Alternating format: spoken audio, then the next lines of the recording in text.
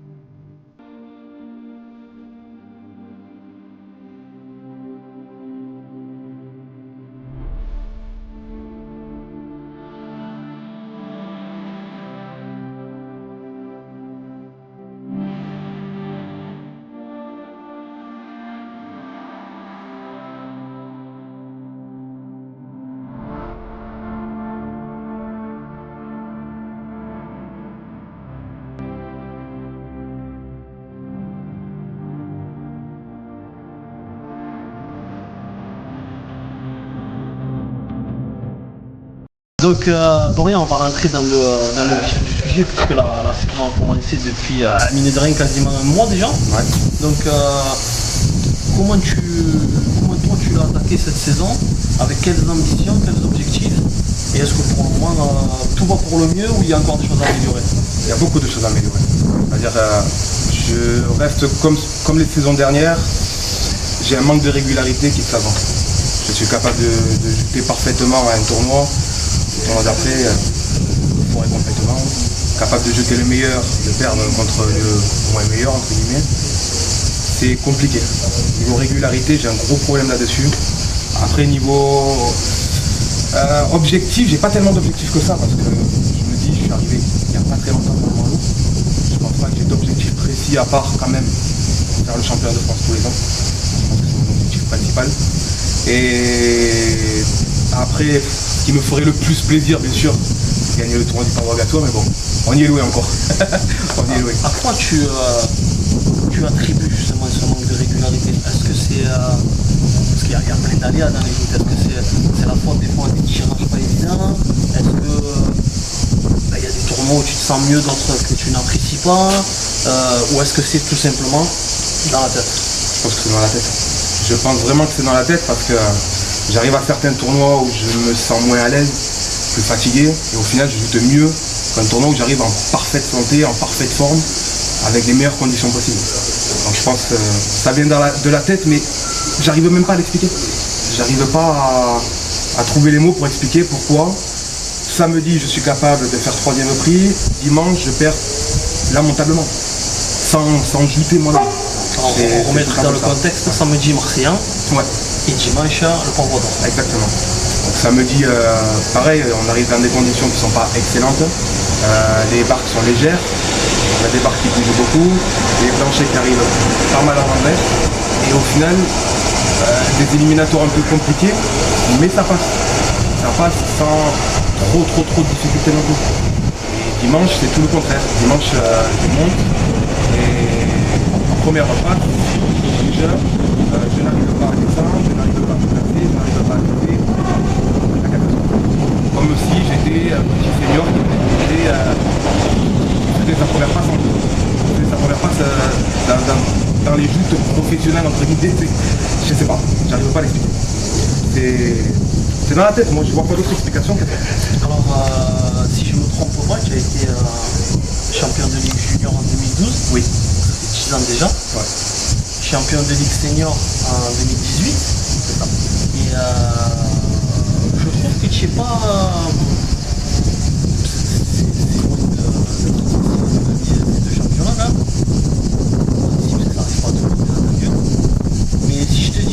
pas, selon moi, reconnu à ta juste valeur. Tu me réponds quoi? J'aurais pu dire que j'étais en partie d'accord avec toi il y a quelques années, mais avec les remarques que j'ai eues récemment par rapport à ma joute en lourd, beaucoup de compliments qui m'ont beaucoup étonné de personnes auxquelles je ne m'attendais pas de recevoir des compliments, je pense quand même que par rapport aux résultats que je fais, qui ne sont pas non plus les meilleurs du circuit, je pense quand même que j'ai acquis en montant en lourd un minimum de respect par rapport à ma joute. Et je pense qu'aujourd'hui, je ne mérite pas plus, dans le sens où j'ai été champion, comme tu dis, dans les catégories en dessous. Mais en lourd, j'ai pas gagné le tournoi encore. J'ai pas été dans les 5 premiers du championnat. Il me manque encore à passer cette étape pour avoir la reconnaissance dont tu parles. Je pense qu'aujourd'hui, j'ai la reconnaissance suffisante par rapport à mes résultats. Je ne pense pas mériter plus. Quand tu vois dimanche justement avec Théo Birba qui enlève son premier tournoi en lourd, on ressent de la jalousie, même si le mot il est exagéré je pense, où on se dit allez c'est un jeune, il vient d'arriver et ça va m'arriver quoi qu'il arrive un jour aussi. Plutôt la deuxième option. Moi j'ai jamais été quelqu'un qui va jalouser les gens, au contraire. Bravo, une personne gagne un tournoi avec la manière en plus comme on a eu dimanche, bravo. Je ne vois pas pourquoi je jalouserais une personne qui a gagné avec la manière. Après maintenant c'est à moi de faire le nécessaire pour en arriver là aussi. Je ne vais pas jalouser quelqu'un si j'y arrive pas derrière, je peux pas. C'est interdit. Tu complexes face à certains adversaires ou pas du tout? Non, pas du tout. Et est-ce que ça a été le cas à tes débuts? Non, justement, parce qu'à partir du moment où je suis monté en lourd, je me suis dit, j'ai fait des résultats que je pensais pouvoir faire. C'est-à-dire j'estimais quand même pouvoir accrocher les tournois seniors. Et après, une fois monté en lourd, je me suis dit, j'ai fait ce que j'avais à faire, le reste c'est du bonus. Le reste, au niveau résultat, c'est du bonus. Après, maintenant, l'essentiel, c'est pas les résultats dans les joutes. On va le redire et le redire et le redire. Les joutes, c'est tout ce qu'il y a autour. Moi, ce qui m'intéresse quand je vais à une tournoi de joute, c'est pas juste ce qui se passe sur la tête. Ce qui se passe autour. Le repas, c'est le défilé, c'est d'être à l'apéro avec des copains, en soirée avec des copains, rentrer à 6h du matin, comme on fait depuis le début de la saison.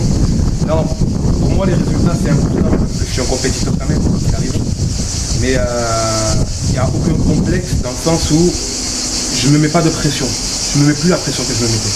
Je me la suis mis à l'époque des seniors parce que j'ai eu des années difficiles où j'estimais que je ne faisais pas les résultats que je pouvais faire. Et aujourd'hui, tout le monde se fait plaisir, ça passe tant mieux, ça passe pas. Est-ce que tu peux nous rafraîchir la mémoire et revenir sur ce titre de champion de ligue senior 2018 qui est vraiment au bout du suspense? Est-ce que tu peux nous raconter l'histoire de ce titre?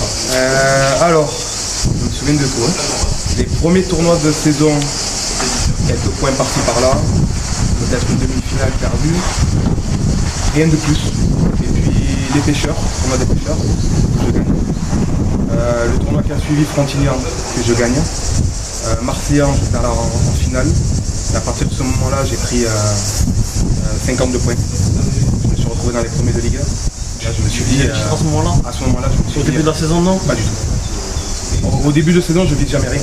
Je vise juste à me faire plaisir, à gagner le plus possible ou faire les meilleurs résultats. Mais jamais je me dis, il faut que je vise la Ligue, il faut que je vise ça.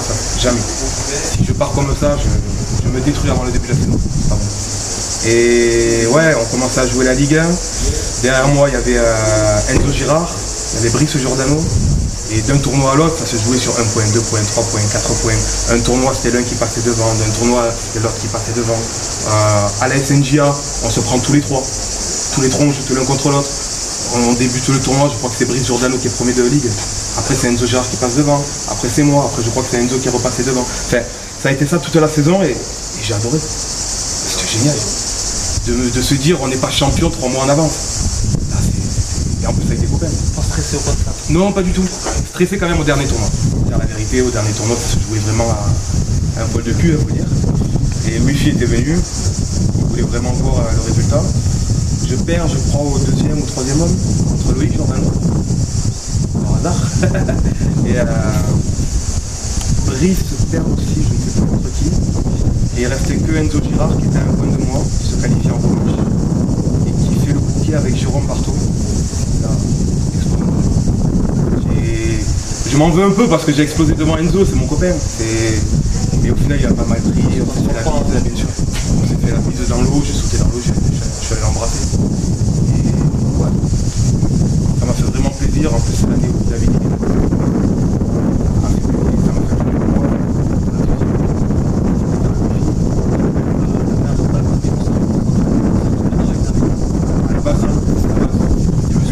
Le but c'était pour David, c'était pour la télé.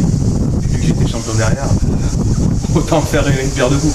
Et ouais, on a fait une soirée à la salle. Là. Et on s'est régalé. On s'est régalé, grand souvenir, j'imagine. Ah oui, toujours. En tout cas, vu qu'on parle d'amitié, de copains, tout ça, je sais bien que j'ai sollicité Thomas Grande. J'ai demandé s'il avait des questions à te poser. Ouais. Alors, je vais te les poser là justement. Il y en a 3. Est-ce que tu penses que Thomas va bien se démerder l'année prochaine dans le lot? Parce qu'il se voit déjà à l'eau et tout. Ah mais c'est dit. Il a annoncé, à partir du moment où il gagne un tournoi, il est en lot. Il était dégoûté que l'âge minimum c'était 32 ans. Donc il devait faire 2 ans de plus en senior. Là il a annoncé, il est en lot. Et maintenant ça lui se bouge le cul. Hein. Il fait les entraînements nécessaires, il s'entraîne comme un fou. Faut dire la vérité, c'est celui du Pavois Gâteau qui s'entraîne le plus. S'il joue comme il a fait à la Pointe, il est capable de se régaler. Et comme il est capable de se régaler là aussi en senior. Alors ensuite, qu'est-ce qui te manque à toi pour gagner ton premier tournoi? La régularité. Pour gagner un tournoi, t'as pas forcément besoin de régularité, tu peux faire des éclats aussi. Ouais, mais la régularité sur un tournoi aussi. C'est-à-dire que je peux, au premier tour, jeter les meilleurs. En revanche, perdre contre un mec qui a eu un peu de chance à arriver en revanche. Tout est possible avec moi. Et je pense pas qu'il... Je vois pas une chose en particulier qui me manque pour arriver à attraper ce tournoi, à part la régularité sur le tournoi. Et la dernière question, c'est négligeable, mais apparemment il est sérieux aussi quand même. Est-ce que tu peux lui demander ce que ça lui fait, de se faire jeter par moi et il ne m'a pas fait le jeu, qu'il n'invente pas, il y a des témoins ici en première loge. Voilà, il a invité hommage au fort. Ouais. Il n'a rien à dire, il est trop fort. Il a gagné 7 Saint-Louis, qu'est-ce que tu veux faire? Il est trop fort. Ouais, mais là, tu réponds pas vraiment à la question. Mais non, mais c'est la vérité. Est-ce que toi, tu as fait ce soir-là, il t'a vraiment mis le bois? J'ai pas fait le jeu. Ouais. J'ai pas fait le jeu. Il a fait exactement ce que je lui ai appris à faire sur les chariots. Il me l'a fait à moi. Bravo quand même. Hein. Il me l'a fait ça à moi. Et c'est passé. Et bravo. L'élève a dépassé le gars. Ah, sur le coup, là, il n'y a rien à dire. Là, il n'y a rien à dire. Alors, je fais un peu les choses à l'envers, mais je te la pose maintenant. Je vais te la poser en premier. Tu es venu comment dans ce monde des joutes et pourquoi avoir choisi le Pavois Gâteau comme société? Moi, je suis arrivé quand même assez tard dans les joutes. Je suis arrivé en 2009. Donc j'étais en 2e année cadet. À cette époque-là, il y avait une école de joute au Pavois Gâteau. En fait, tu arrivé tard carrément. Et oui, par rapport à certains, ouais. Comment ça se fait d'ailleurs? Eh ben, moi, je faisais du rugby. Et mon entraîneur, c'était Thierry Munoz. Et Thierry, à cette époque, il récupérait tous les jeunes du rugby, il les amenait au joute. Et ils m'ont un peu poussé pendant un an. J'ai dit non, ça ne m'intéresse pas. En plus, ma famille n'est pas du coin, donc j'ai pas été bercé dans les joutes, j'ai pas eu cet amour des joutes quand j'étais jeune. Et ouais, j'ai pas été bercé dans les joutes dans le sens où ma famille n'est pas du coin. Donc j'ai jamais connu ces tournois toute la journée en famille, avec les amis. Donc moi, les joutes, ça m'attirait pas spécialement. Mais de voir que tous les copains du rugby s'y étaient mis, j'ai essayé par curiosité. Après un entraînement, Thierry, il a attrapé ma mère, il lui a dit pour samedi, il lui faut un pantalon blanc, une chemise blanche et des chaussettes blanches. Puis on a commencé comme ça. Après, petit à petit, il y en a beaucoup qui ont arrêté. Tu as été mis devant le fait accompli. C'est ça, j'avais pas le choix. Premier tournoi à Béziers, je me souviens, avant que Béziers ferme. Et un bouquet d'ailleurs, un bouquet. Contre un? Je me souviens plus. Contre un jeune de la SNG.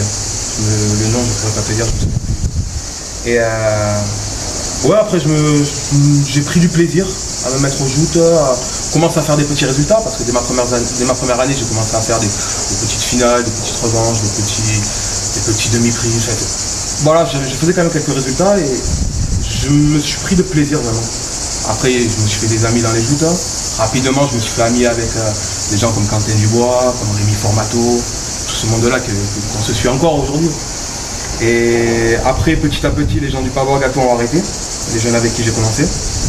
Et j'ai été le seul à continuer. Et avec Thierry derrière, puis petit à petit, plus avec Wi-Fi, quand Thierry a décidé de partir à l'FNGA.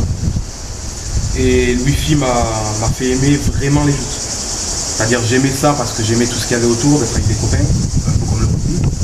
Et Wi-Fi m'a quand même aidé à aimer les joutes en elles-mêmes. Aimer tout ce qu'il y a autour des joutes et des joutes en elles-mêmes. Je me suis pris le plaisir, le fait de faire des petits résultats.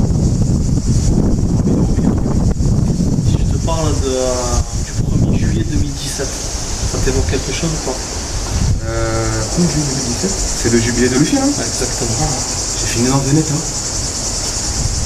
Ouais, je me souviens. Je me souviens de ta vidéo sur le jubilé. Tu me filmes en train de parler, j'étais bleu complet. J'étais mort. Soyez pas. Ah, pourtant, comment j'ai parlé autant? Ah non. Pourquoi je parle autant? C'est que j'étais mort. Ça reste un bon souvenir? Ah oui, vraiment. J'ai fait une demi-finale, je suis content. C'est la première fois que je jouais contre David April. Tu vois, on s'est régalé, c'était pour Wi-Fi. De voir qu'il y avait autant de grandes personnalités qui étaient là pour Wi-Fi. Et notamment Bernard April. Exactement. Et de voir qu'une personne que nous on apprécie depuis des années est autant appréciée par tout le monde.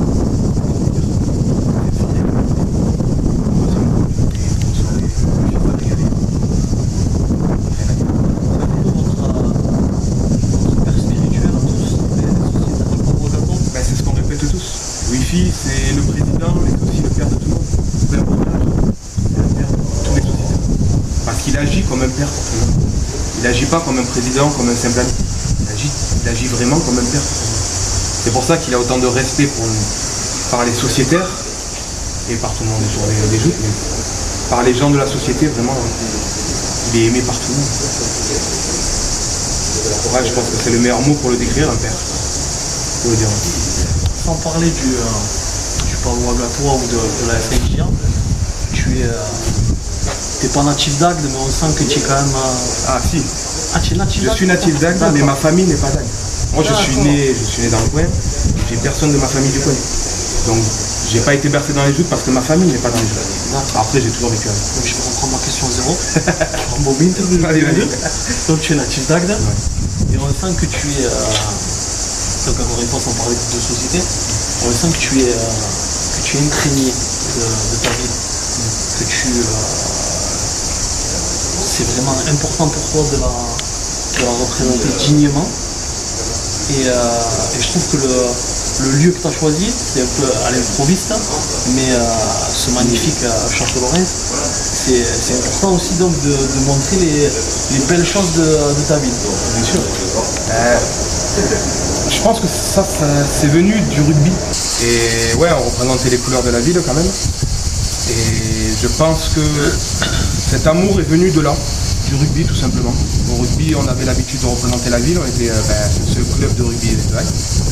Et ouais, je vois pas d'autre raison pourquoi c'est venu à la base. Parce qu'au final, comme je le dis, ma famille n'est pas d'Agde. Donc au final, je suis un semi-étranger, on va dire, pour Agde. Mais après, l'amour est venu du rugby et des joutes. Le fait de représenter sa ville, de voir qu'on te taquine un petit peu à 7 parce que tu es Marseillois, parce que tu es Agatois, sans méchanceté, bien sûr, ça donne encore plus envie de représenter la ville. De montrer que on est une grande ville de joutes et tout simplement une grande ville. La Saint-Louis a produit toi. Je vais la faire. J'espère. Il n'y a pas de raison. Les 2 fois où j'ai été pris pour la Saint-Louis, elle a été annulée. Donc bon, J'espère que ça serait ta première Saint-Louis. ouais. Comment on gère le truc de ne pas réellement savoir encore si tu vas y participer. Et ensuite, je te le souhaite, quand tu vas y participer, comment tu vas gérer ce stress, parce que toi qui es un habitué du cadre royal, on est d'accord que ce jour-là, ça n'a rien à voir. C'est le même lieu, ça donne le même lieu, quoi. Pas du tout. Par rapport au monde, la pression, les médias, c'est pas du tout pareil. Tu pose une question que je me pose encore aujourd'hui. Ah ouais. J'en ai aucune idée. Parce que moi, la Saint-Louis, je l'ai vécu sur le quai. Je l'ai vécu dans des bateaux. Je l'ai vécu dans des barques. Je l'ai jamais vécu en train de jouter. Donc j'en ai aucune. Je pense que la pression, elle va être là quand je vais être en dessous de la tête. Et une fois que les pieds ils sont posés sur la tête, il y a plus de pression. Ou du moins une bonne pression, mais il faut pas. On regarde pas ce qui est autour. On regarde le mec en face. Il va. Et c'est vrai que quand même je me pose la question comment je vais gérer ça parce que ouais, on n'a jamais connu de tournoi avec nous. Surtout là, on va être une Saint-Louis. On va essayer de rattraper les 2 ans pour Saint-Louis. À mon avis, les gens ont envie de faire la fête. Saint-Louis est particulière aussi parce qu'il n'y a pas Christian Paradou et Franc. Il y a plein de facteurs à prendre en compte. Ça va être à la fois une Saint-Louis spéciale et ma première Saint-Louis peut-être. Donc vraiment, c'est une interrogation. Des David Lopez, des Louis Philippe Saez, des Jimmy. Non, parce que si je leur pose la question, ils vont me dire c'est un tournoi comme un autre. Je connais déjà la réponse. Et il le pense vraiment quand tu te dis ça Je ou... pense qu'il le pense vraiment. Ouais. Parce que pour quelqu'un comme Louis-Phi, la Saint-Louis c'est beau, mais le trophée c'est plus beau. Donc à partir de là,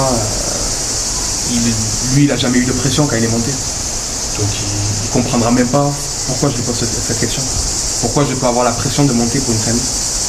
Donc j'ai même pas besoin de lui poser la question, je connais déjà la réponse. Non, franchement, là aujourd'hui j'essaye de pas trop y penser. J'essaye de me dire de le prendre comme un tournoi classique. Et puis on verra en haut. S'il y a trop de pression, on refusera une passe et voilà. C'est en avant. Est-ce que tu as conscience que depuis, on va dire, depuis le succès de David Lopez à la Saint-Louis, donc 2018, que le pavot à gâteau a pris une autre dimension? Parce que sans faire injure à ta société, avant ta société elle était surtout représentée par David et Jimmy qui avaient obtenu la champion de Ligue Champion de Ligue en moyen. Voilà. Et depuis maintenant, ça tire de toutes parts, j'ai envie de dire. Il y a toi, il y a le jeune Bousquet, qui vient de monter, il y a les frères Rizard, il y a Sylvain Lognos, il y a tous les Lopez.